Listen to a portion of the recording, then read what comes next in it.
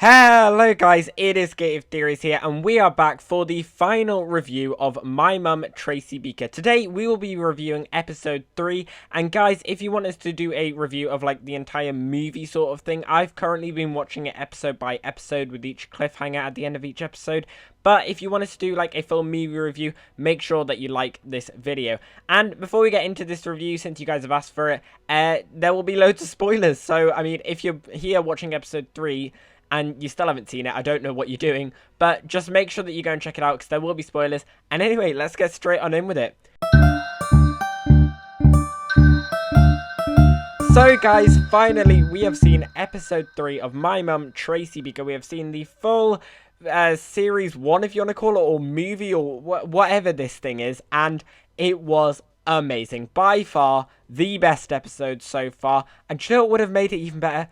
If Mike had returned. No, I'm joking. Like, it would have been amazing if he had. But I think they did it without Mike absolutely amazingly. And I honestly cannot stop smiling since I have seen it. Firstly, let's talk about just Tracy, played by Dani Harmer. It was amazing. She's been doing brilliant ever since she got the role. And over the past 2 episodes, she was doing really well. This episode, we saw who Tracy Beaker really is, and it was honestly amazing. Firstly, we had, of course, Tracy finding out that Sean had cheated on her, and the way Tracy reacts and the way how Dani Harmer plays this reaction of anger and depression, and the fact that it goes on for quite a while throughout the episode, it's just done so well. You can see the emotion, you can see the dread, you can see just the frustration Tracy feels through Dani Harmer's acting, and it is just amazing. And to be honest, guys, I got chills and so much nostalgia when they began playing the main theme remixed and a piano version behind it, like a really sad version of the main theme that we all know and love of the story of Tracy Beaker, playing behind it while Dani Harmer is crying. It just gave me like so much nostalgia to the original movie, and just so much nostalgia to the character of Tracy Beaker herself, and the amount of times that throughout every single show she's been in, there's always a time where Tracy is down. But I loved how they ended up concluding it, and I just think it was amazing. The fact that they ended up with Sean and Tracy not actually being together, I thought was just a really clever idea, and it made it stand out as to why the Beaker girls are way more important, and I thought that was a brilliant message to pull across, and the show just did really well at doing it. Speaking of which, Tracy and Jess in it were just amazing. Honestly, the actress who plays Jess Beaker, she needs to be in a lot more things, because Emma Davies, who plays her, is amazing, and the chemistry she has with Dani Harmer just shined right through this episode. The emotion that we had when it looked like Sean and Tracy were over, and then the happy ending at the very end when you just saw them at the beach and it slowly go over. It was just like such a happy ending, and to be honest, I just absolutely loved it. Let's get into some of the other characters now. To be honest, I just want to mention this just because I found it absolutely hilarious. The fact that the honesty of Sean's housekeeper when Sean and Tracy are over, and the housekeeper just tells him that, like, you've messed this up. It was hilarious, and I'm glad that we have some bits of comedy in this as well. Speaking of which, the fight with Justine Littlewood, honestly, Justine and Tracy come back and, like, getting really annoyed at each other. And, like, Tracy just, like, giving up on her, basically saying, look, I can't get annoyed at you because, like, you've just done it so many times to me. I just thought it was so funny and just reminded us all of how much we love Tracy and Justine being together. Their fight was really cool. However, the one bit that I found, like, really annoying was just the cringeworthy verses coming up. I know it's, like, meant for kids, but, like, I just find that bit, like, so cringy. I think what would have worked way better if they wanted to add some sort of animation in, they could have added some of the illustrations in. Like, where are the iconic illustrations that we always get? We've had them in the story of Tracy Beaker. We've had them in Tracy Beaker Returns. We've had them in The Dumping Ground. We had them in Tracy Beaker, The Movie of Me. Where are they here? Like, they didn't appear once, and I thought this weird versus thing, it sort of just, like, made the fight slightly cringy, and I think it would have worked way better if it was just, like, turned into an illustration, a little animation of Tracy and Justine fighting each other, and then went back to the fight. Not a weird little versus thing, but apart from that, Justine and Tracy fighting each other, it's what we've always wanted, a physical, slightly physical fight, and it was amazing. I absolutely loved it. And the fact that that led to Tracy being fired, the emotion and dread that you saw Dani Harmer do with that was just amazing. You felt really connected to Danny, and I just felt really sorry for Tracy Beaker in that moment, and Danny Harmer played it so well. Speaking of returning characters though, Carly and Tracy, we of course talked about Carly last time. I thought it was really nice how they finally just sort of like ended the story arc between Carly and Tracy Beaker. I'm sure when they make the second one, Carly will probably show up again. However, in this time, I just thought it was nice just to have a proper ending, because in the original movie, we didn't really have a full-on ending. It was nice to just close it off, even if it was a bit awkward between two characters. I just thought a nice thing to do, and I really liked it. But, like I was saying, speaking of returning characters, we had Peter returning. Now, for me, it wasn't much of a surprise because he does return at the end of the book, but I wasn't actually expecting them to go for it. But no, they just randomly added Peter back in. I mean, great, I guess.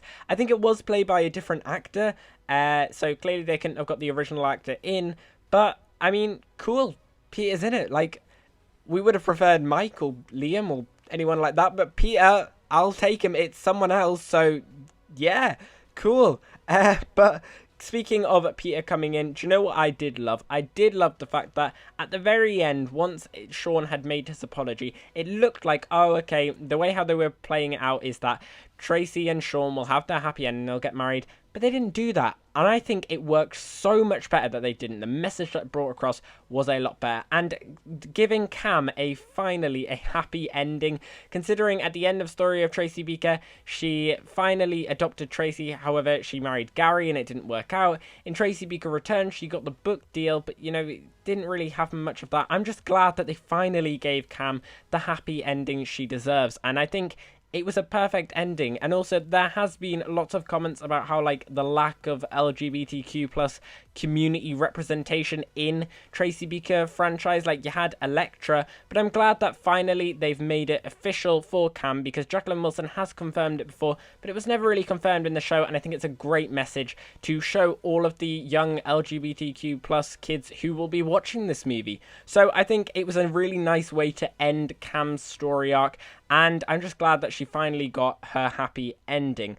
And of course, the bit that we all just got the nostalgia for. If you didn't get chills during this bit, I don't know what you were doing. The bit where Tracy ends up interrupting Peter because they hear the theme tune of the Story of Tracy Beaker, and she says, "This is our song." I almost lost it. Like, it was just a giant fan service moment. It was amazing. I absolutely loved it. And speaking of the ending, I did like how they didn't just end on the wedding, like how they did with the Story of Tracy Beaker, and they didn't just end on the dance, like how they did with the Movie of Me. I liked how they ended with just Jess and Tracy, because that's all that this movie has been about. That's all that these episodes have been all about. It is all about how Jess Beaker copes with Tracy Beaker. Tracy Beaker trying to show her this perfect life, trying to make her life not like the one that she had while she was in care. And she tried too hard, and to be honest, Jess just wanted her mum, and I think it was a brilliant story arc and a brilliant message for kids. And of course, the mention of the dumping ground at the end, when they walked past their shop, called the dumping ground, and Tracy just said they'll come back to it. Like, the chills are here, guys. Like, it was just so much nostalgia, so much brilliance, and I just absolutely loved it. That's what I've loved the most about this. The fan service that they gave us all is just amazing. And the shot of them at the very end, it was very slow at the very end, and I liked how it was. And this episode was pretty slow as a whole, because like I've been saying in the past reviews, if you've seen them, check them out if you haven't. The past few episodes have been quite very like quick and not really time to breathe. I liked how in this finale, especially at the beach and the dumping ground moment, they focused in on them, they slowed it down, and it just made it more emotional and made it more hard hitting, and it made it more real. And I love the shot of Tracy running out with Jess and their dog Alfie across the beach, and the shot of it gradually going away. I just thought it was honestly such an amazing ending, and it just rounded it off so well. I thought it was done really, really well. I absolutely loved it. And of course, I can't finish this review with at the end where it said, "To be continued." What? I literally, like, I was lying down while watching this. I got up and, like, sprung up, like, what on earth? Of course, they're probably doing the second book, We Are the Beaker Girls, and I'm so happy at the very end. Like, you heard the monologue of Jess mentioning the story of Tracy Beaker. She was like, the story of Tracy Beaker and Sean did not work, but the story of the Beaker Girls will do. Honestly, it gave me chills. I was loving it, and the to be continued. It's confirmed now officially that a new My Mum Tracy Beaker, the second movie, probably another set of 3 episodes, will be coming out eventually. And guys, if it's anything like what we've just had, I cannot wait. But anyway, guys, that is the end of the video. I hope you have enjoyed it. If you have, make sure that you smash that like button down below and subscribe to the channel if you haven't already. Tell us in the comment section down below all of your amazing thoughts about My Mum Tracy Beaker. Guys, did you love it as much as me? Did it give you the nostalgia? Did it give you just vibes to want to just go back and rewatch all of the story of Tracy Beaker Returns, and the Dumb Grand? I think that's what I'm going to do. But anyway, guys, I really hope you enjoyed this video, and I hope you enjoyed My Mum Tracy Beaker. Make sure you let us know all your thoughts down below in the comments, and a full review of the entire movie of all 3 episodes. Instead of each episode by episode, we will be doing a full review very, very soon. So make sure that you stay tuned and subscribed to check that out. But as always, we've been here on Gate of Theories. Thanks for watching, and I'll see you guys later.